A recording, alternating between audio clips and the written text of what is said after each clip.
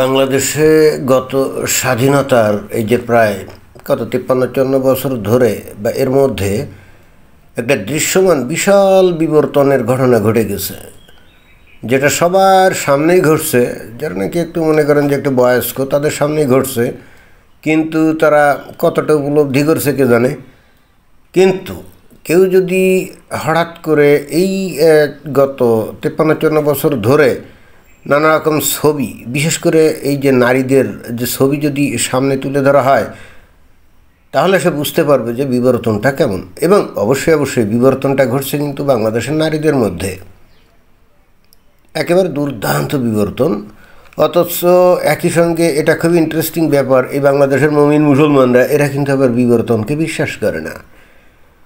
তো যাই হোক, তারা বিশ্বাস করুক আর না করুক, আমি হঠাৎ করে ওই যে ফেসবুকে হঠাৎ করে একটা স্ট্যাটাস যেটা আমার নজর কাড়লো, নারীদের এই বিবর্তনের বিষয়টা কিন্তু আমার নজরেও কাড়লো। এবং সেই হেতু আমি সিদ্ধান্ত উপনীত হলাম যে আমার তো একটা কন্টেন্ট দরকার। অতএব নারীদের মধ্যে যে বিবর্তন গত 53-54 বছর ধরে ঘটে গেছে, এটা নিয়ে একটা ভিডিওর অবতারণা করা যায়। তো এখন ওই ফেসবুকে যে কন্টেন্ট, যেটা স্ট্যাটাস যেটা ছিল, সেটার ছবি কিন্তু এই যে সামনে দেখা যাচ্ছে, এবং সেখানে মূল প্রতিপাদ্য বিষয় হচ্ছে নারীদের কিছু ছবি। তো প্রথমে যে ছবিটাই যে দেখা যাচ্ছে, এই যে সেটা হলো যে 1972 সালে বাংলাদেশে নারীদের যে ছবি, বা বাংলাদেশে নারীরা যেভাবে চলাচল করতো তার একটা ছবি। এই ছবিতে দেখা যাচ্ছে যে প্রত্যেকটা নারী কিন্তু যে বাংলাদেশের যে শাড়ি, নারীদের যে প্রিয় যে পোশাক শাড়ি পরে আছে, এবং তাদের মুখ খোলা এবং চুলও খোলা, এবং অবশ্যই আমার দৃষ্টিতে শালীন পোশাক। এখন হুজুরদের দৃষ্টিতে এটা শালীন পোশাক নাও হতে পারে, কিন্তু আমার মনে হয় যে এখনও সিংহভাগ শিক্ষিত মানুষের কাছে এই নারীদের এই পোশাকটা শালীন মনে হবে কি জানি। বাট 72 সালে নারীরা কিভাবে চলাচল করতো, এখানে বস্তুত সেটাই ফুটিয়ে তোলা হয়েছে। এরপরে 2001 সাল, 2001 সালের একটা ছবি এই যে দেখা যাচ্ছে।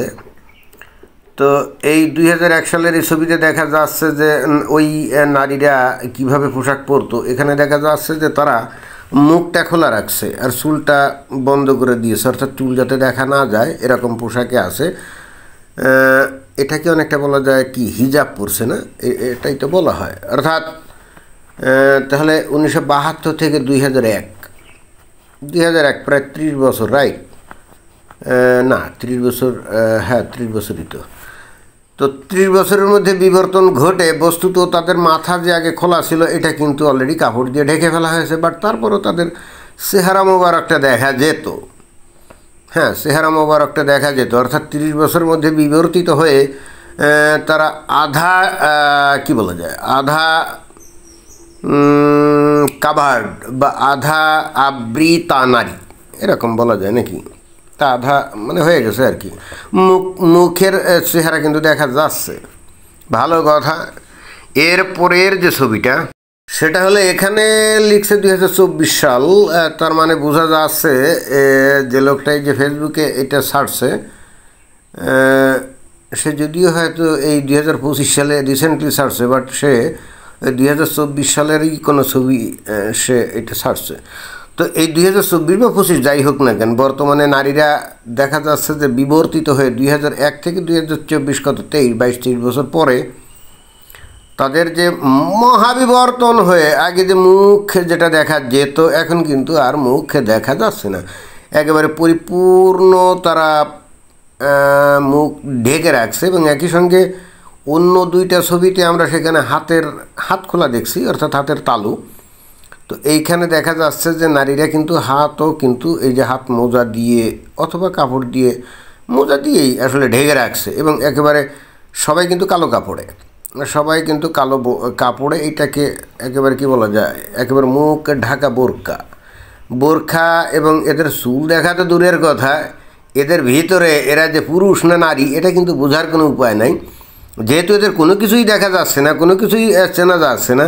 তাহলে এইগুলো আসলে ভিতরে নারী আছে নাকি পুরুষ আছে নাকি হিজড়া আছে, এইটি কিন্তু বোঝার আর কিন্তু কোনো উপায় নাই। অন্তত বিবর্তনের ধারায় এমন একটা অবস্থায় চলে আসছে নারী যে অবশেষে তারা কিন্তু তাদেরকে পুরা ওই কালো কাপড়ের মধ্যে আবৃত করছে, যেটাকে ওই উটকো নাস্তিকরা অনেক ক্ষেত্রে এটাকে মজা করে বলে যে এই নারীরা বস্তার মধ্যে ঢুকে গিয়েছে। এখন প্রশ্ন হচ্ছে যে নারীদের এই বিবর্তন কেন ঘটলো? এই যে গত 53-54 বছর ধরে এই যে মহা বিবর্তন, তাই না, অর্থাৎ পরিবর্তন, সেটা কেন ঘটলো? কারণটা বোঝা কিন্তু খুব জটিল কিছু না। কাণ্ডজ্ঞান, কমন সেন্স এগুলো যদি থাকে এবং যদি একটু চতুর্দিকে চোখ কান খোলা রাখা যায় তাহলে বোঝা কিন্তু খুবই সহজ। সেটা হচ্ছে একেবারে ক্লিয়ার কাট। 1972 সালে বাংলাদেশে যে মুসলমানরা, তারা কিন্তু এত আজকের মতো এত ধর্মীয়ভাবে এত মৌলবাদী চরিত্রের ছিল না বা ধর্মান্ধ ছিল না। তখন তাদেরকে বলা যেত ধর্মপ্রাণ। হ্যাঁ, এই শব্দটা তাদের ক্ষেত্রে প্রয়োগ করা যেত, কিন্তু বর্তমানে এসে তারা তো হয়ে গেছে একেবারে ধর্মোন্মাদ। তো যেহেতু 72 সালে তারা মুসলমান, তারা নামাজ পড়তো, হয়তো রোজা রাখতো, টাকা পয়সা থাকলে হজেও হয়তো যেত, কোরবানিও করতো, কিন্তু তারা ভয়াবহভাবে ধর্মোন্মাদ ছিল না। এবং ঠিক সেই কারণে ইসলামের অনেক বিষয়, রীতিনীতি এগুলো তাদের অজানা ছিল এবং সেই হেতু তারা অনেকটা মানুষ যেভাবে চলে সেভাবেই চলাচল করতো। অর্থাৎ সেই সময় অনেকটাই বলা যায় তারা যে মানুষের পর্যায়ে ছিল। এরপর থেকে আমরা বাংলাদেশে খুবই বিশ্বের সঙ্গে খেয়াল করছিলাম যে অতঃপর বাংলাদেশে কিন্তু চালু হয় ওয়াজ কালচার, অর্থাৎ খুব সুসংগঠিতভাবে একটা গোষ্ঠী যারা কিন্তু বাংলাদেশের মানুষকে ইসলামের পথে আনার জন্যে, মানে তাদের হেদায়েত দেওয়ার জন্যে বা হেদায়েত করার জন্যে ব্যাপকভাবে ওয়াজ মাহফিল চালু করে। এবং সেই ওয়াজ মাহফিলের মধ্যেই বস্তুত ইসলামের বিধি নিষেধ, বিশেষ করে নারীদের কিভাবে চলা উচিত, কিভাবে থাকা উচিত, এই বিষয়গুলো কিন্তু পরবর্তীতে প্রচার প্রসার হতে থাকে। আর তখন থেকেই কিন্তু আস্তে আস্তে আস্তে আস্তে এই নারীরা বিবর্তিত হতে থাকে। এই বিবর্তনটা যে শুধুমাত্র নারীদের ক্ষেত্রে হয় তা কিন্তু না, এটা আসলে পুরুষের ক্ষেত্রেও হয়।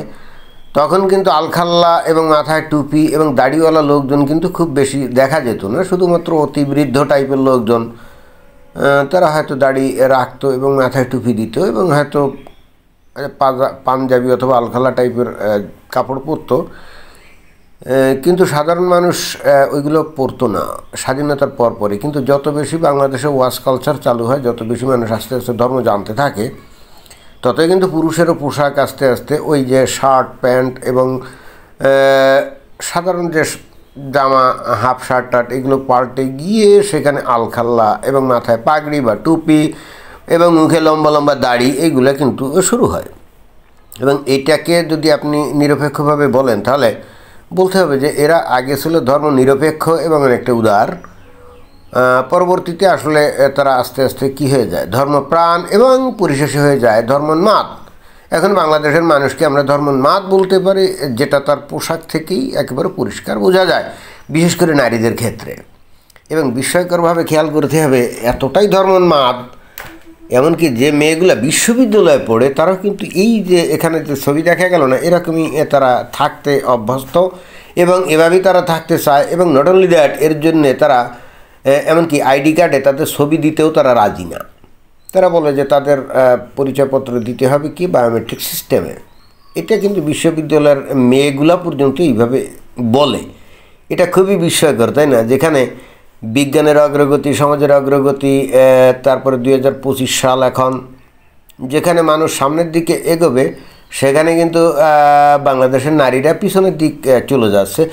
কিন্তু আমি দৃঢ়ভাবে বিশ্বাস করি, আমার কেন জানি মনে হয় যে ওই 1450 বছর আগে আরবে যখন ইসলাম চালু হয়, হজরত মুহাম্মদ সাল্লাল্লাহু আলাইহি ওয়াসাল্লাম যখন উনি ইসলাম চালু করেন এবং পরবর্তীতে নারীদের পর্দার যে বিষয় আশয় উনি তুলে ধরেন, আমার দৃঢ় বিশ্বাস তখন নারীরা এই বাংলাদেশের আজকে যে নারীগুলো যেভাবে কালো কাপড় দিয়ে একবার বস্তার মধ্যে নিজেদেরকে ঢুকিয়ে ফেলছে, এইটা ওরা করতো আমার তা মনে হয় না। যদিও অবশ্য তখনকার কোনো ছবি টবিও নাই, বাট তারপরেও এইটা তারা করতো আমার তা মনে হয় না। কারণ হচ্ছে বিশেষ করে কালো কাপড়ে তো মোটেও করতো না, কারণ কালো কাপড়ে যদি আপনি রোদ্দুরের মধ্যে যান প্রচণ্ড গরম লাগবে। যে কারণে বস্তুত ওই যে সৌদি আরবে কিন্তু সাদা পোশাকের ব্যবহার খুব বেশি, সাদা পোশাকে চললে রৌদ্রের তাপ কিন্তু কম লাগে। এবং ওই কোরআনে যেটা বলা আছে যে নারীদেরকে পর্দা করে চলতে হবে, বস্তুত আসলে ঘরের মধ্যে থাকতে হবে, এইটাই। আর ওই যে মুখ একটু ওই যে সামনের দিকে একটু ওই যে কাপড় ঝুলিয়ে দিতে হবে এরকম, কিন্তু একেবারে হাত মোজা পা মোজা দিয়ে শীত গ্রীষ্ম বর্ষা শরৎ সমস্ত ঋতুতে এইভাবে একেবারে বস্তার মধ্যে আবদ্ধ হয়ে চলা অনেকটা কোরআন বা হাদিসে আমরা কিন্তু এটাও দেখি না। কিন্তু এখন কোরআন হাদিসে কি আছে না আছে এটা তো প্রকৃত ইসলাম না, অনেকটা সেরকম মনে হয়, কারণ হুজুররা যেটা বলে ওটাই ইসলাম, তাই না? তো যাই হোক অবশেষে এটা প্রমাণ করে যে বাংলাদেশে মানুষ বস্তুত তারা কিন্তু পিছনের দিকে যাচ্ছে, এবং এটা কিন্তু অন্যদিক দিয়ে একটা বিশাল প্রমাণ যে মাঝে মাঝে টাইম ট্রাভেল সম্ভব কি না এটা নিয়ে অনেক কথাবার্তা হয়, কিন্তু আসলে টাইম ট্রাভেল যে অত্যাধিকভাবে সম্ভব এবং বিজ্ঞানের কোনো কারিশমা ছাড়াই যে সম্ভব সেটা কিন্তু বাংলাদেশের নারী পুরুষ দেখিয়ে দিয়েছে। তা যদি না হয় 2025 সালে এসে এই নারীগুলো অন্তত তারা 1400 বছর আগেকার যুগে কীভাবে ফিরে যেতে পারে এদের পোশাক দেখে, তো সেটাই মনে হয়। যদিও আমার কাছে মনে হয় যে সেই 1400 বছর আগে ঠিক একজ্যাক্টলি এইরকম পোশাক নারীরা পরতো আরবে নবীর সময়, আমার তো মনে হয় না। কিন্তু তারপরেও যদি ধরে নেই যে পর্দার কারণেই এরা এই ধরনের কালো পোশাক দিয়ে একেবারে নিজেদেরকে মুড়ে ফেলছে, তাহলে এটা কিন্তু অবশ্যই টাইম ট্রাভেল যে সম্ভব এবং বাংলাদেশের নারীরা যে সেটা করে দেখিয়েছে এটা কিন্তু স্বীকার করতেই হবে। কারণ 2025 সালে বসবাস করে তারা কিন্তু বাহ্যিকভাবে তারা কিন্তু আজকে থেকে সেই 1400-1450 বছর আগে কিন্তু বিচরণ করে এবং সেখানে ফিরে গেছে, এটা কি বলা যায় না? এবং এই ভয়াবহ আবিষ্কারের জন্যে আমার তো মনে হয় যে নোবেল পুরস্কার তাদের জন্য অতি সত্বর প্রাপ্য হয়ে গেছে। নোবেল কমিটি কেন যে বাংলাদেশের এই নারী সম্প্রদায়ের দিকে নজর রাখে না এটা আমার ঠিক বোধগম্য না। তবে এমনও হতে পারে যে হয়তো নোবেল কমিটি এদেরকে পুরস্কার দিতে চাইছিল এই টাইম ট্রাভেলের জন্যে, কিন্তু যেহেতু নোবেল কমিটি এটা তো ইহুদি নাসারা কাফেরদের সংগঠন, তাই না? বাংলাদেশের নারী সমাজ হয়তো ঘৃণা ভরে প্রত্যাখ্যান করছে, ভিতরে এমনও তো হতে পারে নাকি? তো এটাই ছিল বক্তব্য। ধন্যবাদ।